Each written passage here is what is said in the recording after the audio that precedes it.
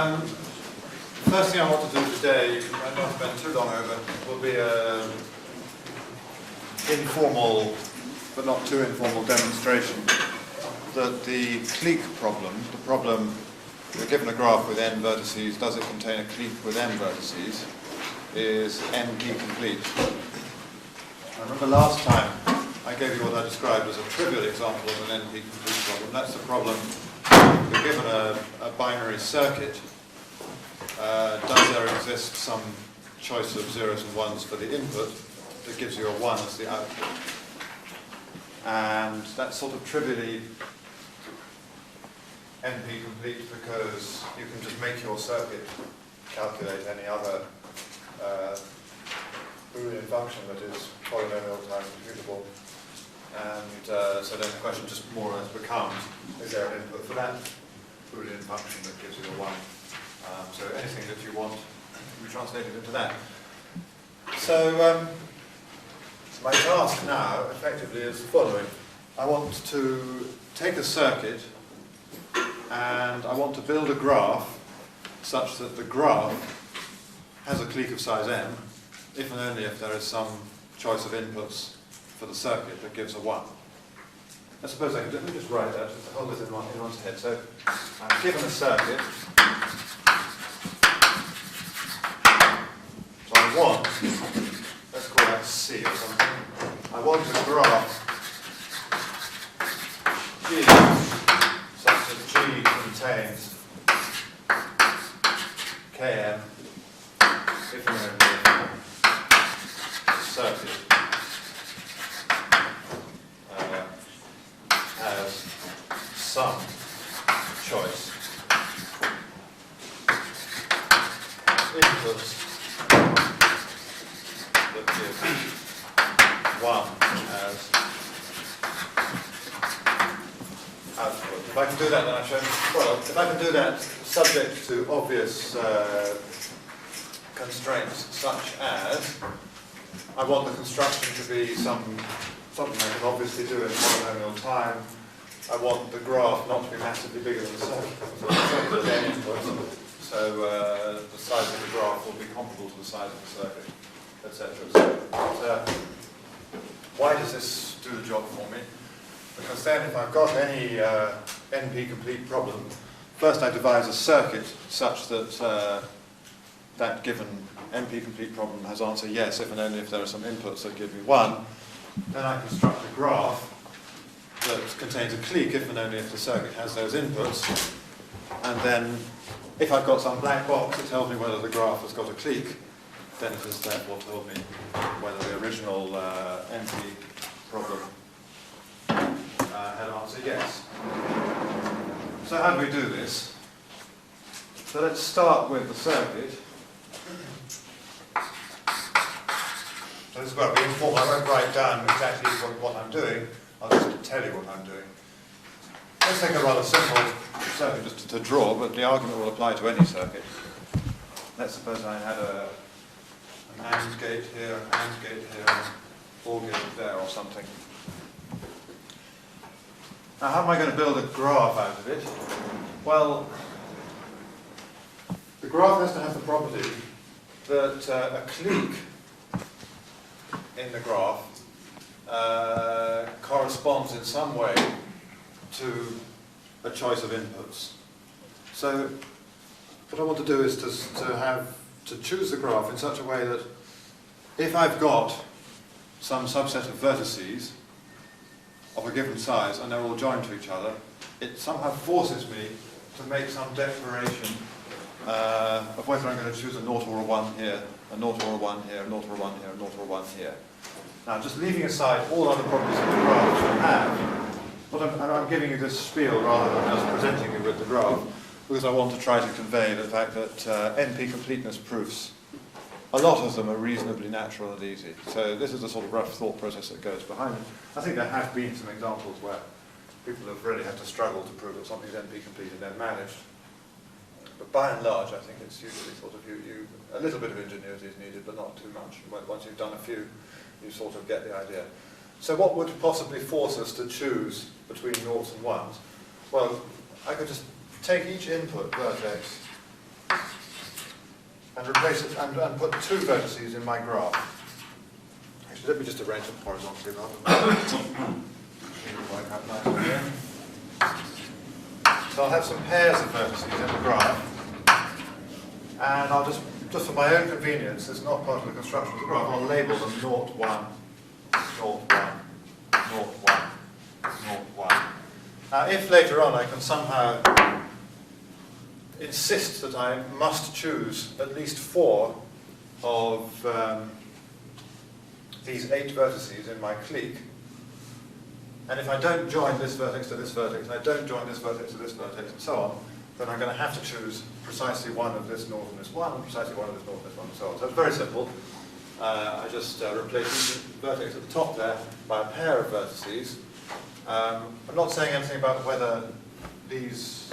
in fact, I am implicitly saying something. Implicitly, I'm saying that all the vertices that do not belong to the same pair are going to have to be joined to each other. Otherwise, there's no way I could choose one from each pair. See what I mean? So far, I have specified some of the graph.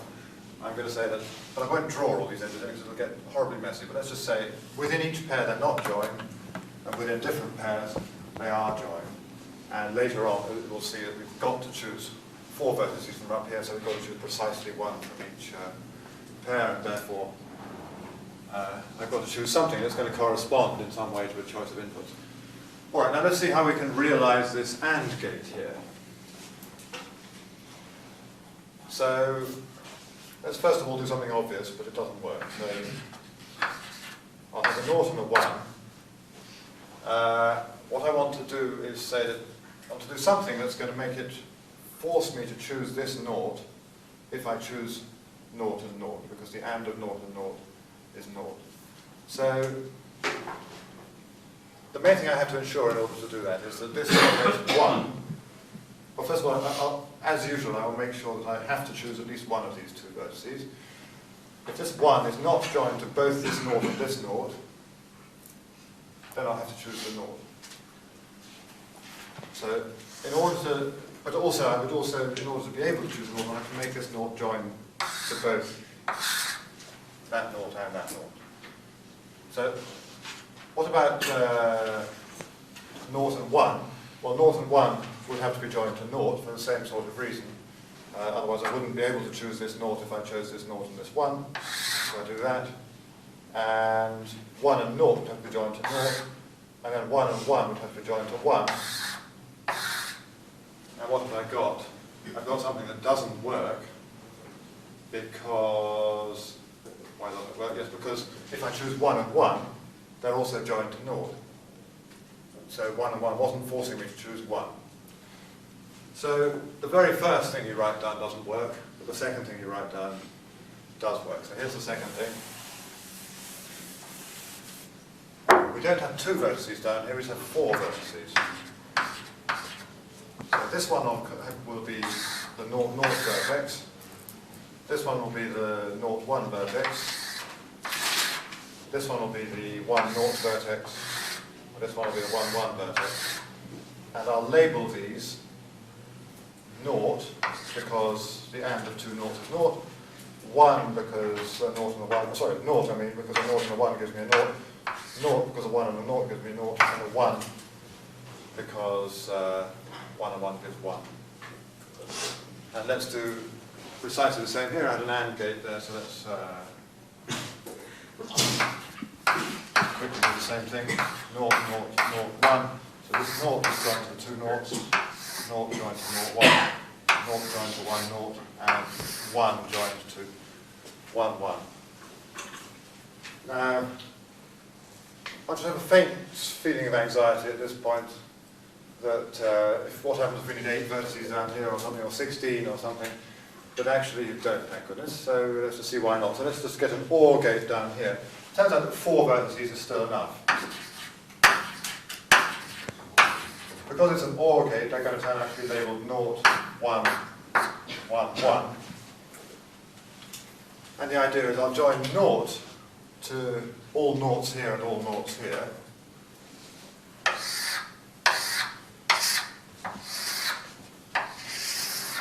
or 2 noughts is a naught. This 1 will be the 0, 1 vertex.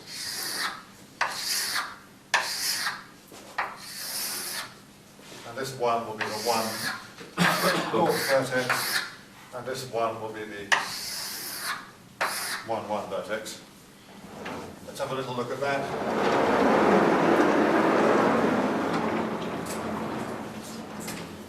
Perhaps it will help if I just put some blobs around here just to show how I'm partitioning the vertex set. So if I do this, we can have the convention that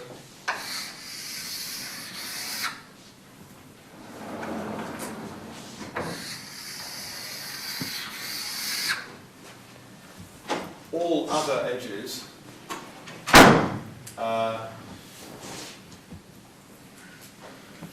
are in, so to speak. So if I take any 2 of these sets, then if I haven't already drawn some edges between them, then all edges should be in. Now let's look at, in this graph, so for example, just to say, this has no edges joining to here, so the convention is that all the edges from here to here are in the graph. So now let's look for a clique of size 1, 2, 3, 4, 5, 6, 7. I want a clique of size 7. So I can't choose more than 2 vertices in any of these cells of the partition, so I've got to choose precisely 1 vertex in each cell. So I've got to choose a vertex labeled 0 or 1, 0 or 1, 0 or 1, 0 or 1. If, say, I choose a 0 here and a 1 here, the only vertex that's joined to both that 0 and that 1 is this 0 here. So I've got to, if I choose this 0 and this 1, I'm going to have to choose this 0. And say if I choose 1 and 1, I'm going to have to choose this 1. But if I choose this 0 and this 1, I have got to choose this 1 down here. And then the final thing I do, that's so I've somehow sort of mimicked the circuit, but we also wanted it to produce a 1 if and only if the circuit produced a 1. So at that stage I'll just get rid of this 0 here. So if I just cross out this and all the edges that are connected to it, then the only way of getting a clique is if I choose the appropriate 0s and 1s up here in such a way that the vertex that I'm forced to choose down here was a 1.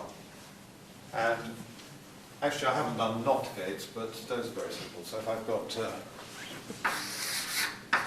say I had 1 to 4, I had 0, 0, 0, 1, then obviously I could just join a 0 to the 1 and a 1 to the 3 noughts, and that would give me a way of producing a NOT gate as well.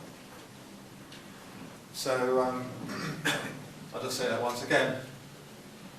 You duplicate the inputs, you duplicate the input vertices. Every time you've got an AND gate, you produce 4 vertices, you join them, and you join them to all possible pairs, 1 from here, 1 from here, and you label them 0 or 1 according to whether the circuit would have given you a 0 or a 1. And you keep going with that process.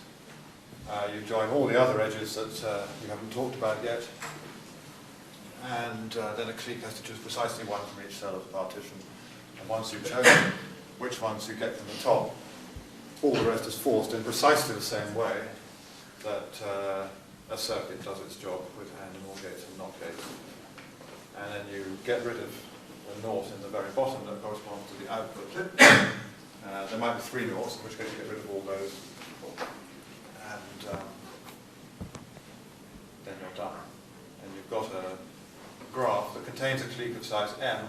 And whatever you choose, m turns out to be precisely the number of vertices in the circuit. Because we have one of these little collections of vertices for each vertex in the circuit. Okay, so that's a sort of informal demonstration that the clique problem is NP-complete, which I wanted to give because I'm going to be talking a lot about the clique problem and its monotone circuit complexity. Now it's a fully motivated thing to think about because we now know that if you had a polynomial time algorithm for finding cliques, then you have a polynomial time algorithm for everything in P would equal NP. And actually, I suppose from the other direction, yeah, actually, come to think of it, it is worth knowing, but strictly speaking, you could say it doesn't motivate looking at the monotone circuit complexity of the clique problem, because if one could get a lower bound for the circuit complexity of the clique problem, then that would already show that P didn't equal NP, because you have an NP problem with no polynomial time algorithm. Nevertheless, it's sort of useful to know that the clique problem is known to be one of the hardest problems in NP, so it's a good candidate to look at if you're trying to find lower bounds. Perhaps that's the best way of thinking about it. So let's turn to the question of proving lower bounds for circuit complexity. And I am going to sort of ramble on informally a bit more, but we're getting to the stage of the course where I will start writing lemmas and theorems and giving proper proofs. So, but before I do that, I just want to think. I want to try to explain why it's hard to prove that functions, just in a very simple-minded way, why it's hard to prove that lower bounds on circuit complexity. There are, in fact, extremely unsimple-minded reasons for it being hard, and I will touch on those a bit later on in the course.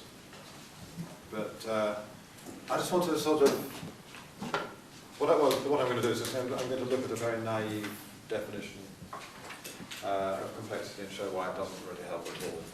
Incidentally, another thing to say is that the next section of the course, I've decided to break with my usual practice and actually write out, or sort of write some printed sort of account of the next bit of the course, including the proof of the lower bound of monotone circuit complexity. I'm not sure whether I'll actually photocopy it and hand it out. I think it might be better just to put it on my webpage, unless enough people think they're going to print it out, that it's better for the environment to photocopy some things, and it is for everybody separately to print it on later. But we'll think about that. I hope it's not yet ready. I've started it, but it's not yet ready. So let's just, what would be a strategy for proving a lower bound for circuit complexity? We'd start with some, let's concentrate on the clique problem, because that's what I'm going to be talking about. So let's define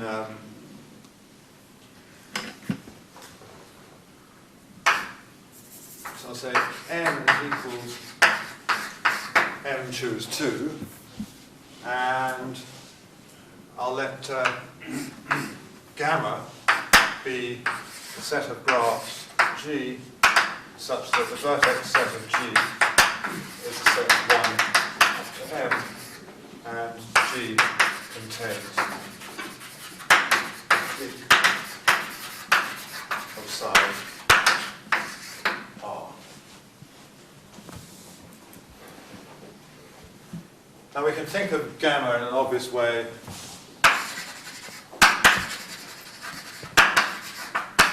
So that's gamma MR, I mean.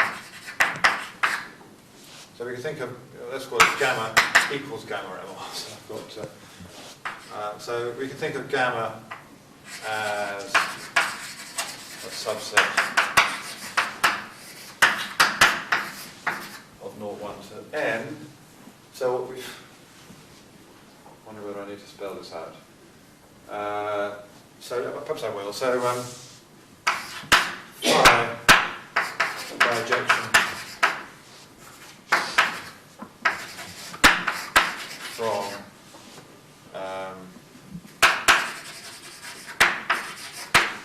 pairs of vertices to 1 to n, and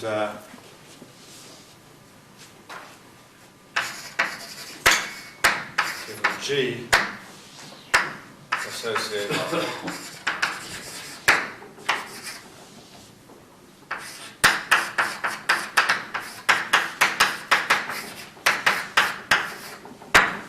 we look at all the edges of G and we take phi of those edges, and so phi of each edge will be a, so that's going to be a subset of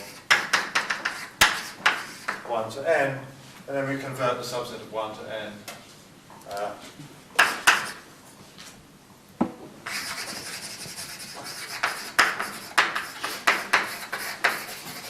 to a 0, 1 sequence by taking the characteristic function. So, given a graph, the edges the potential edges I associate with numbers 1 to n, and I put a 0 if that edge is in and a 1 if it's not. Oh, the other way around, sorry, a 0 if that edge is not in and a 1 if it is.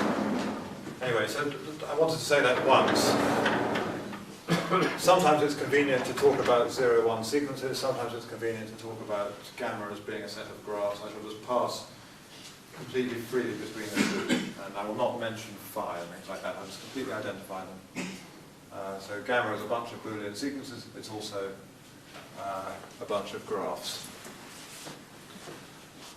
Right. So what are we trying to do? Well, just remember that straight line model of computation that we were talking about before. We started with sets E1, E2 up to En. Those were half spaces, so EI was the set of all x such that xi equaled 1. And then we continued the sequence, En plus 1 up to some Em, and each of these ones was either the complement of an earlier one or the union of two earlier ones or the intersection of two earlier ones. So far I'm just talking about general circuit complexity and not just monotone circuit complexity. So what sort of conceivable way might we have of proving that En cannot equal gamma unless m is extremely large? That's what one would need to do to prove that p didn't equal np. Well, a very natural strategy would be the following. E1 up to En are extremely simple sets. They're just half spaces. Whether or not you're in the set depends on just one coordinate of your Boolean sequence. So you might sort of hope that you can come up with a definition of complexity and say that should have the following properties. E1 up to En are incredibly simple according to this definition of complexity. Whenever you take a union of two sets of low complexity, you get a set of low complexity, and similarly with intersections and complements. But gamma has incredibly high complexity. And then you somehow prove by induction that the sets all the way along here have low complexity because each one is a union, intersection, or complement of earlier sets with low complexity. And so you just build up, and you try to prove that the complexity builds up too slowly for you to be able to produce gamma. I think that it's not just a natural strategy, it's just the first strategy that anyone would think of for proving something like this. Let's come up with the first complexity definition that anyone would think of and show why it fails miserably. So, I've already hinted at it, that whether or not you belong to EI depends on just one coordinate of your sequence. Depends on xi. If xi is 1, you're in, and if xi is 0, you're not in. What about, say, E1 intersect E2? Well, whether or not you're in E1 intersect E2 depends just on the first and second coordinates. So you could, a definition starts to suggest itself. Perhaps we could define the complexity of a set to be the number of coordinates that you have to specify before you know whether or not you're in the set. And as a matter of fact, this definition is not, it is useful for some things, but not for proving that P doesn't equal NP.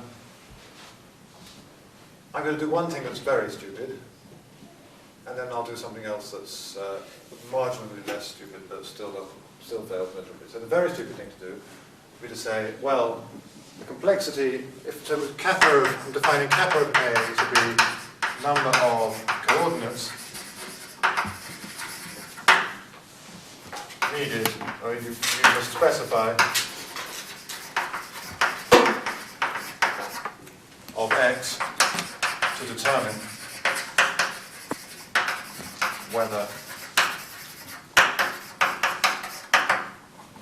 x belongs to A. So kappa of each EI is 1, and it's obvious that kappa of A intersect B is less than or equal to kappa of A plus kappa of B, because once you specify the coordinates you need to know for whether you're in A, and you specify the ones you need to know for whether you're in B, then you know whether you're in A intersect B. And similarly for kappa A union B, and we also get that kappa of A complement equals kappa of A. So, if we do that, what could we say by induction? Well, En plus 1 will have complexity at least 2, and in general, you could argue that by induction that, well, what could we get? We get complexity of En plus 1. This is not what I was going to do, I was going to do something even worse than this, but let's be a bit more sensible. So what would be the worst possible complexity of En plus 2? It would be at worst the biggest two complexities you've got so far. So 3, and then the complexity of En plus 3. At most, the sum of two things you've got 4, 5. You get the Fibonacci numbers. I was going to get powers of 2, but I've just realised that just small improvements possible. So it seems to be blowing up exponentially. Trivially, the complexity of any set is at most n, because if you know all the coordinates of a point, you know whether it belongs to a set. So this particular approach cannot get you more than n plus log n along this sequence, which is very, very disappointing. However, I have done something rather stupid, and you can see it already here. What's the worst possible complexity of En plus 3? Well, could we actually get 5? Let's just think about that. If En plus 1 was, say, supposing En plus 1, the set of things you need to specify was 1, the singleton 1, 1 and 2, because En plus 1 was E1 intersect E2 or something like that. I suppose En plus 2, how could we get 3 things? Well, maybe En plus 2, the coordinates you need to specify is 1, 2, 3. Then what coordinates could you possibly need to specify for n plus 3 if you built it out of En plus 1 and En plus 2? Still only 1, 2, 3. So you couldn't, in fact you cannot get 5 here, it's rather easy to see. You can't possibly get 5. If you're quite careful about it, and this I've written up but won't give today, you can get a bound something like En plus I has complexity at most I plus 1. But let me just give you a quick argument that it's at most 2I, because that's enough to illustrate an important aspect of a later proof. So the inductive hypothesis that I was implicitly using here was just a sort of numerical one, complexity of the set En plus k. Let me just write it out. I was using complexity En plus k is at most the Fibonacci number, or the kth Fibonacci number, or k plus first, or something like that.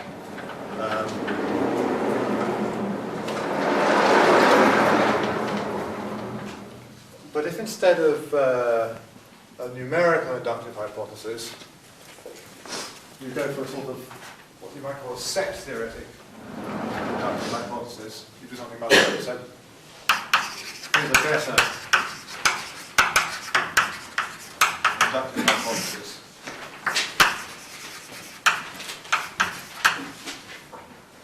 There is a set, what I call it, B of size most 2k, such that membership of En plus 1, En plus k is determined by the coordinates in B.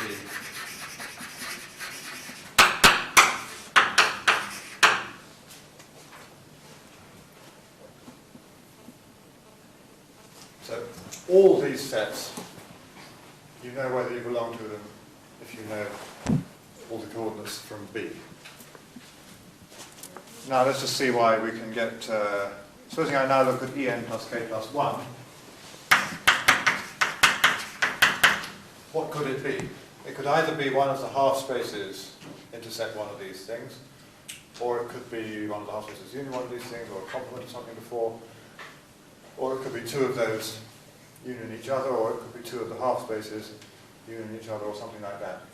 Now, if I involve one of these sets, then whether or not I belong to that set still only depends on the coordinates in B. So the only way I can introduce new coordinates is if I use a half space. How many half spaces can I possibly involve in the definition of En plus k plus 1, at most 2? The number of new coordinates that can possibly be involved at the next stage is at most 2 more. So we get 2k plus 2. So to put that another way, take the set En plus k plus 1. It will be either a complement or a union or intersection of some earlier sets. Of those sets, take the ones that come from here. So we get maybe an EI, possibly an EJ. We get at most 2 coordinates involved from E1 up to En. And so supposing the coordinates that are involved are I and J, then for set B, so I call it BK, then BK plus 1 is a subset of BK union IJ, or that might just be a singleton or might be empty. As I say, even that is a weaker argument than it needs to be, and you can get, with a bit more thought, you can get k plus 1. But the point is that even if you get k plus 1, you haven't really proved anything terribly interesting. You've only proved that the size of the circuit, or beyond the original inputs, must be at most n minus 1 or something like that. And in fact, here's an even more compelling reason why this proof had no chance of working. And it's that if you look at the parity function, that's the function that's 1 if you've got an odd number of 1s and 0 if you've got an even number of 1s. Depends on every single coordinate. If I know n minus 1 of the coordinates, I still don't know whether I've got an odd number of 1s or an even number of 1s. It will depend critically on the last one that I haven't specified. So according to this definition, the parity function has complexity n, but it's easy to find polynomial time algorithms for the parity function. So it was sort of doomed from the start, but it's somehow worth seeing why it was doomed. But the thing I want to stress from all that, well, there are 2 things. One is, if you now went away and said, well, okay, that was just the first thing to try, let's try and be a bit more clever, you just seem to find that every single thing you try, every single modification of it, always seems to blow up to the point where you can't prove a bound that's better than n. And I should just say that the best known lower bound for the circuit complexity of any Boolean function with n inputs that belongs to NP is 3n. So actually, I don't know, I have never actually looked up that result. I don't see how to do better than n. But 3n is the record, I think. And before Rasbrock came along, the best known bound for monotone circuit complexity, i.e. where you're not allowed to, it's a monotone function, you're not allowed to use complements.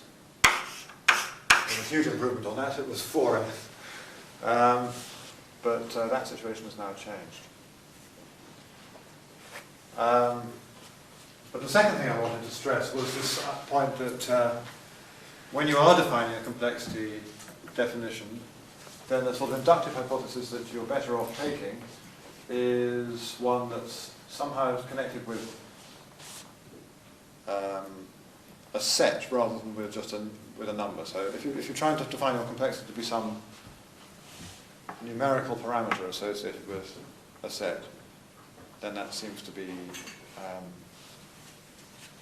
a bad strategy. Whereas if you define it to be some set associated with a set, do induction on that set and then say, aha, but then now we've got a set that can't be too big or something like that. So you only put in numbers right near the end. That seems to be a much better strategy. So let me now then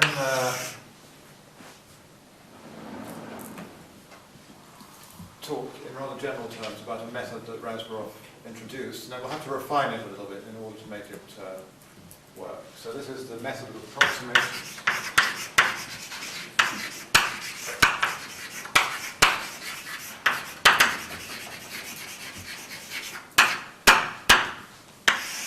I'm going to continue to talk as though we were trying to prove that P didn't equal NP rather than monotone circuit complexity. So what I'm going to say is still a doomed strategy until one refines it very slightly. But this is a very beautiful idea that Rasboroff had. We're trying to find some notion of simplicity or equivalently complexity. We're trying to find some notion of low complexity and argue that as you build up sets using intersections and unions, the complexity doesn't blow up too fast, and the set we're trying to build has high complexity. So he suggested the following. We take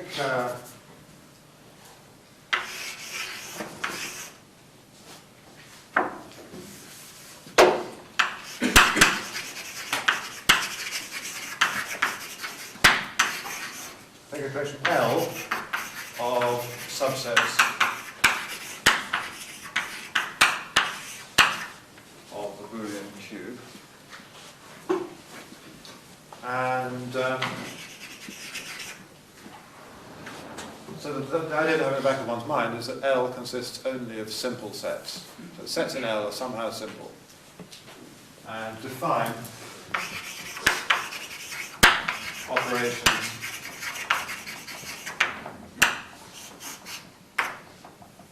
intersections first.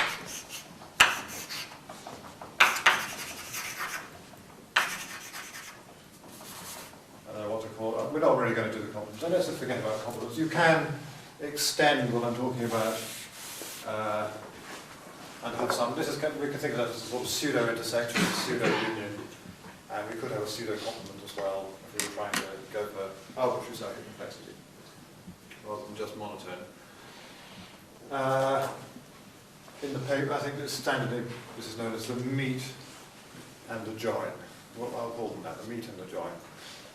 And so these are binary operations defined on L. And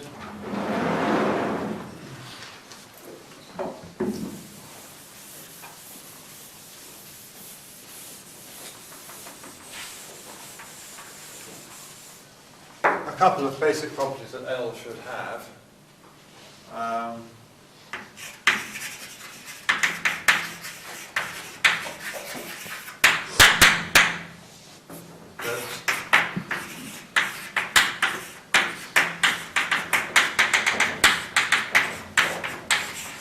We want L to contain all the half spaces, and we also want it to contain the empty set and the whole of the Boolean cube. And we also want it to be closed under these funny operations. We haven't yet decided what these funny operations will be at all. Now, what we do want is that they should somehow approximate intersection and union. And so, anyway,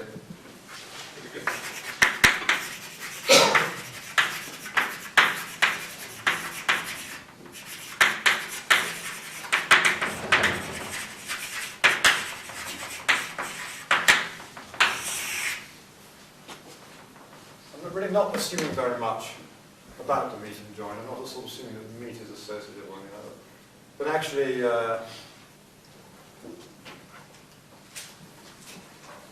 not quite clear in my mind as a matter of fact what precisely is needed to be assumed. The ones that we're actually going to choose will have various obvious nice properties like being associative and stuff. So that's just, but I don't think it probably won't be the case, for example, that this distributes over this or something like that. That's not part of the assumption. So we'll just see. We'll be operating sort of concretely rather than abstractly in the proofs. So we call this structure a legitimate lattice. And what is the basic strategy here?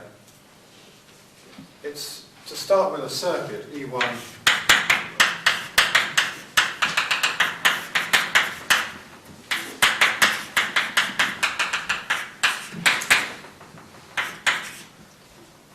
EM.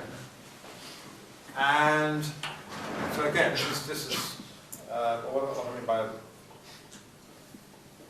when I say circuit, I mean the sort of sets corresponding to a circuit in the usual sense. So each EI is union, intersection, or complement, earlier ones. And then we construct a sort of parallel sequence of sets, which are called F1.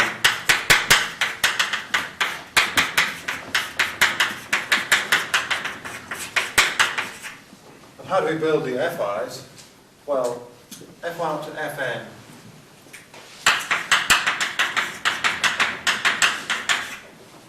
are just the EIs, which we know we can do because L contains, so these belong to L. We've got a computation that just takes place in the normal world of all subsets of 0, 1 to the L. We've got some parallel computation that takes place entirely in L. Well, it's a very obvious thing to do, and that's exactly what we do. So if if ER equals ES union ET, then FR equals FS join FT, and similarly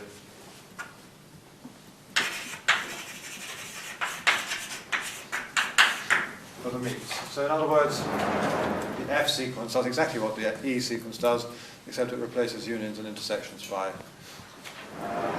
joins and meets. Now, if we've managed to devise the operations here in order to approximate reasonably well intersections and unions, then in some sense the set EM and FM, the sets EM and FM will be close if M is small. And if in addition we can devise it so that all the sets in L are fairly simple, and the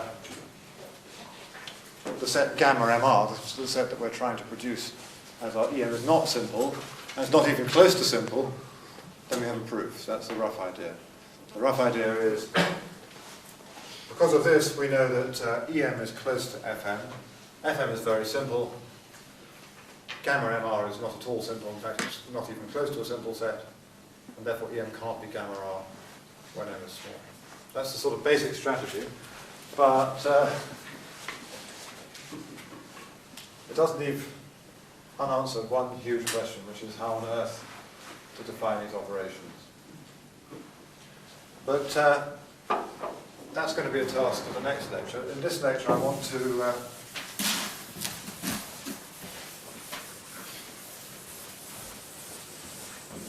I think I've got about time to do this.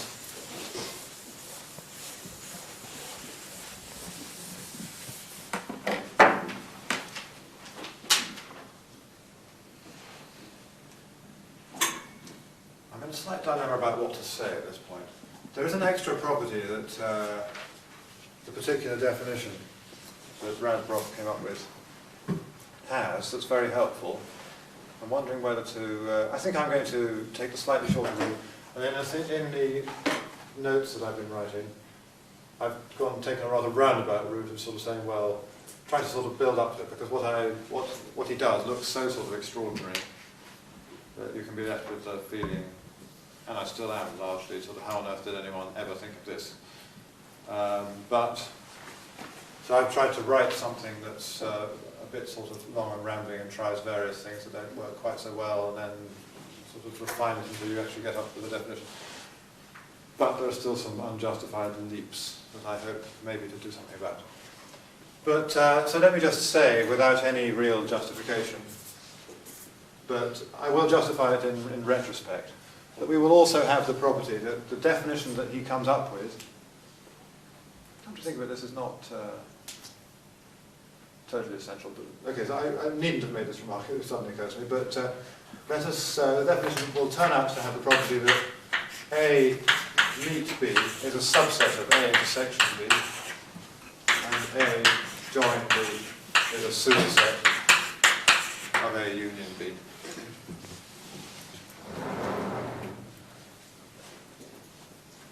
Now I want to think about in what sense EM and FM are going to be close if we do this process. So,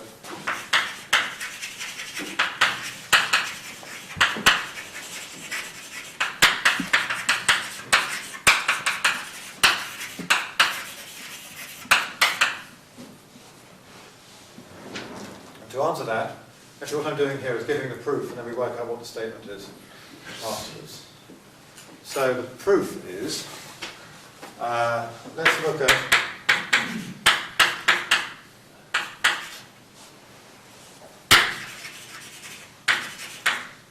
EM with FM removed, with everything in EM that's not in FM. So if EM equals ER union ES, let's say, then FM equals FR join FS. So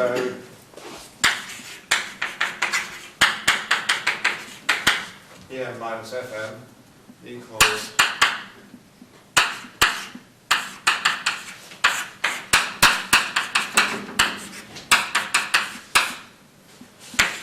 and now we do a kind of, I think of this as a set theoretic version of adding and subtracting the same thing. So we get ER union ES minus FR union FS. We'll call it 2 epsilon argument, but it's sets rather than numbers. Union FR union FS minus FR meet FS. Join them. And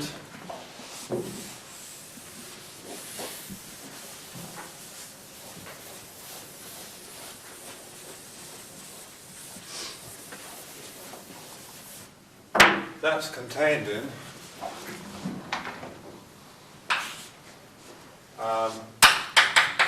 if you want to be in ER union ES but not in FR union FS, you're not allowed to be in FR and you're not allowed to be in FFS.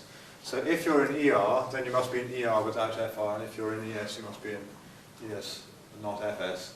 And that justifies what I'm about to write down here. ER, take away FR, union, ES, take away FS. So just once again, if X is in ER, then it's in this, and if X is in ES, then it must be in this. Union, well, FR union FS, take away FR, join FFS. If we, I am using it actually, yeah. So if we've got this property up here that the join actually contains the union, then this is empty.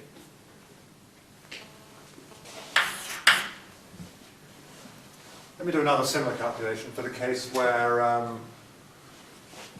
I've lost the original case, but anyway, if yes, if EM equals EI intersect ES.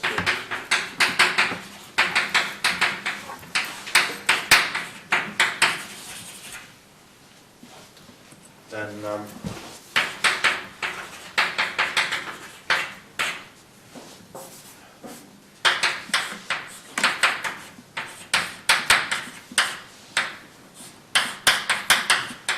so we do exactly the same general idea contained in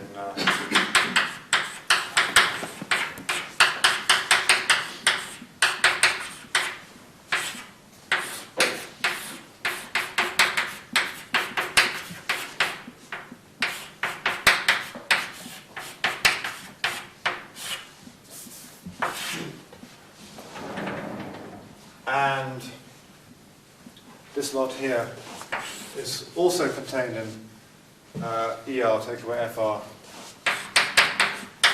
And a slight rush, so I won't justify this because it's as simple as it was the previous time. Union. Now, what about this set here?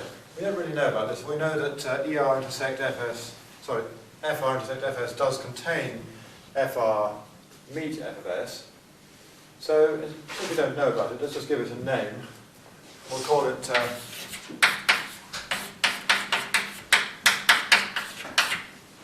delta meet FR, FS.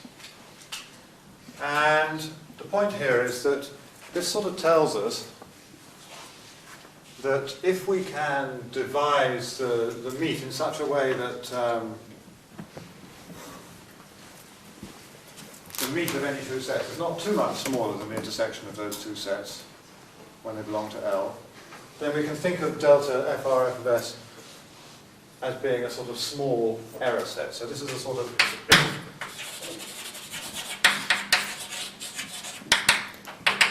small error. And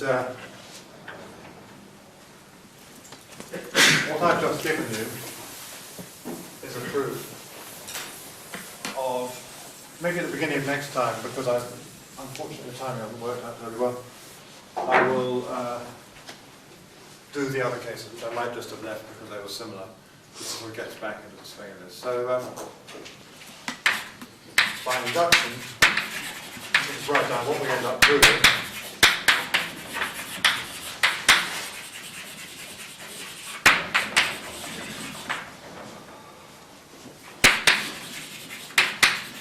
There is a union I equals 1 to m, m minus n actually, delta ai bi,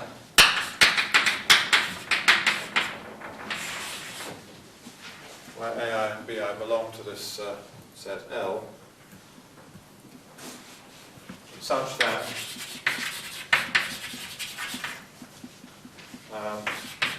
En plus 1 minus Fn plus 1 Em minus Fn are, let's call it U, all subsets of Um. So the idea is that ER minus FR and ES minus F of S are already subsets of UM minus 1, and in order to get myself this entire set here, I just had to add in one extra error set. So I've now got a union of M error sets instead of M minus 1 error sets.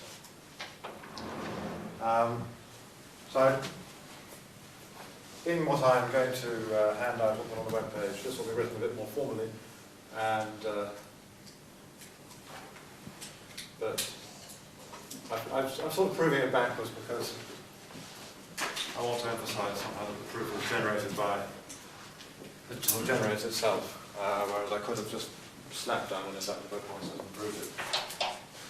But maybe at the beginning of next time, I will do it the other way around. So I'll do the corresponding statement for FM take away EM in terms of some union-y error sets. And maybe I'll do that in a way that may be more palatable to some people, and just say what the inductive hypothesis is and prove it. And then we will get on to the tricky business of actually saying